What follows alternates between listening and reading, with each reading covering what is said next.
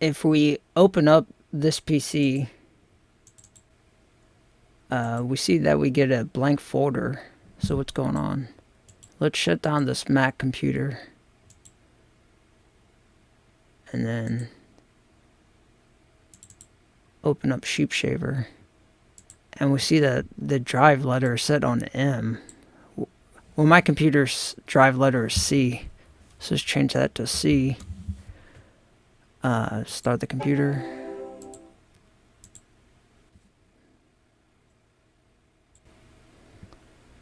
And now, if we open up this PC, it goes to my computer. And just to prove it, C, my initials are AMH.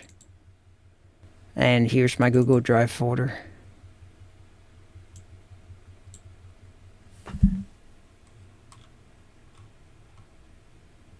So anyways, it looks like it's working.